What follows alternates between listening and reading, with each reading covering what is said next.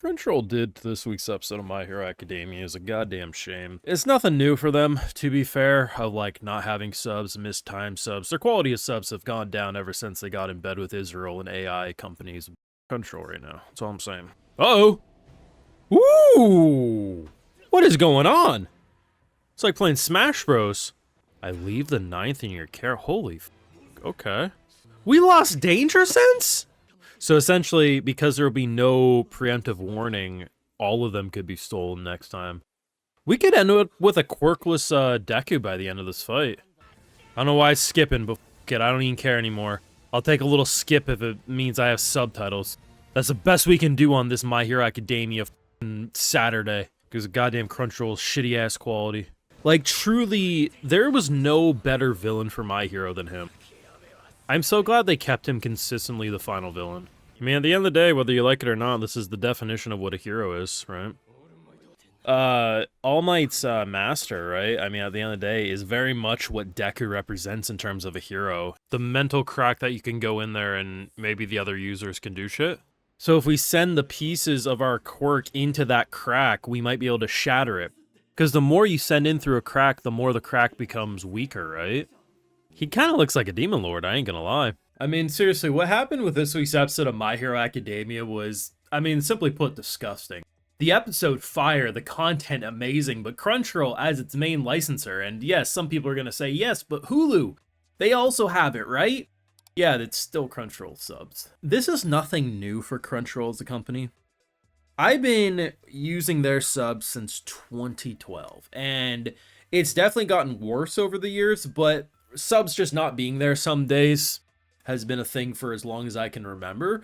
But for a long time, I just kind of overlooked it because I'm like, you know, once a season, once or twice, something I'm watching, this happens, 3 hours later, they fix it, it is what it is. It's annoying, but bigger problems in the world.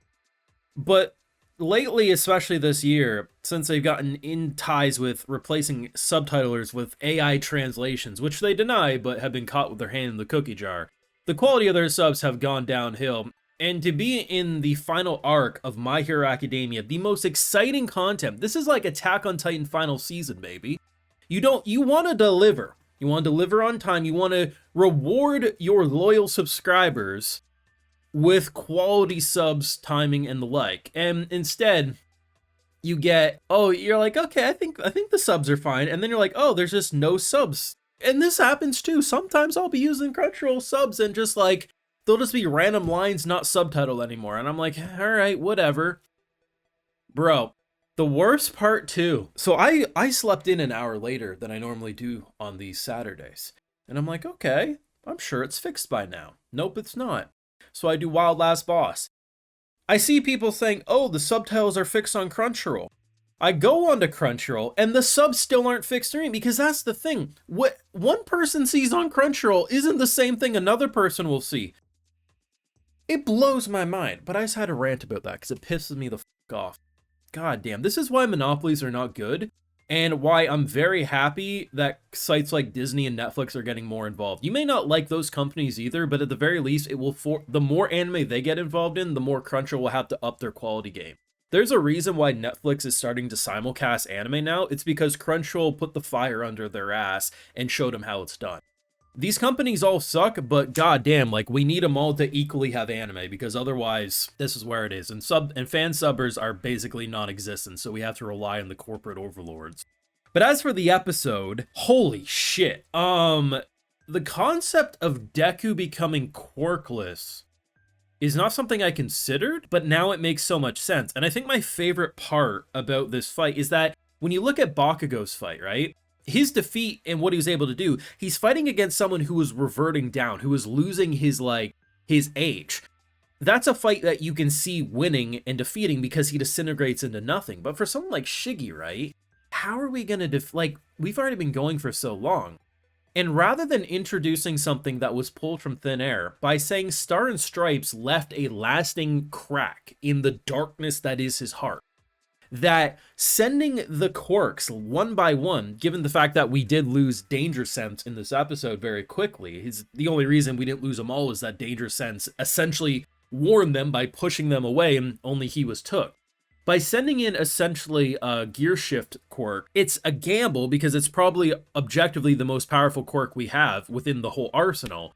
But on the other hand, by losing it, we'll no longer have the repercussions of what happened when using it. And the idea of setting in because that's how a crack works, right? If you keep pushing pressure into a crack, that crack will continue to spread until it eventually shatters. And all that will be left is a scared little boy that Deku's been trying to save all along. And I'm sure people will bitch and moan, oh my god, Deku, just kill him. And, you know, that's my natural reaction too. Like, there's some people that are beyond redemption. And I think in this case, the innocence of Shiggy, if it truly does still exist there, yeah, that can be saved. Will it forgive and forget everything that he's done? No, but at the end of the day, if you really consider how he was raised and the lack of therapy and everything, like, there is an innocence that hopefully can be pulled out. But yeah, that's probably going to leave Deku quirkless by the end, which is something that, like I said, I didn't consider walking into this, but now seeing the concepts makes a lot of sense. Kind of poetically tragic when you think about it. You start the show off with a boy who wanted nothing more than to be a hero, gets the opportunity to be the hero, his idol. He gets his idol's power, and they're going to end the show with him essentially starting back with where he began. But I think that's what makes Deku the perfect hero. He's someone who's not afraid to die for the cause. He's someone who's not afraid to lose his power for the cause. He just wants to stop evil. And I mean, what a hell of a journey if that's the direction we're going to go. Still sad as hell, but still, I can respect it. Animation was pretty great. I was a little worried at first when I saw all the 3D water. I was like, could they do anything with that and not have it be distracting? But yeah, I think the lighting and everything blended it pretty damn well. The music, especially towards the end, I don't know, man. There was like some Last of Us OST vibes in terms of that somber music. Really good stuff, and honestly, I've been watching this show weekly since season 1 aired, and it's just, it's a bittersweet feeling to approach the finale. And it's like, I truly wonder, is there gonna be a kind of weekly shonen that's gonna run 5+ seasons anytime in the near future that's gonna give me that same childlike wonder, but also feel like it's written more than just like a basic bitch cartoon? And I don't know if we will. Like, it's far from a perfect series. There's a lot of production things you could criticize. There's a lot of underdeveloped characters you could criticize. But when you actually take a step back and appreciate the large amount of really well fleshed out stories, the Todoroki family line, the Bakugo family line, the Deku, and all my stuff, there's so many great stories, and just, I'm so appreciative that they didn't try to continuously one-up the villains. Like, there was multiple villains, of course, but they kept the main villains from the beginning all the way to the end, and that's why it feels so fleshed out and wonderful. You let me know what you thought, though, down below. This was one hell of an episode, but Crunchyroll, get your act together. God damn it. I already know what's going to happen. Netflix and Disney are going to, like, swoop in, and they'll steal all the anime licensing, and then they'll become shit, and then Crunchyroll will look like the savior. It's going to be an endless cycle of monopolies, bro. Bullshit. Thoughts down below, though. Drop a like, share, support, subscribe if you're new on your Patrons, where you catch my full live reactions, all this and more. And hey, I also like to give video shoutouts to my patrons. So today we got Set Owl, Kaikashu, Chris, DSPG, Maple Storm, Corvus Null, Kukes, Jadon for life, and we also have Nalasos. So I appreciate the support, everyone. Please take care. You'll have a good one.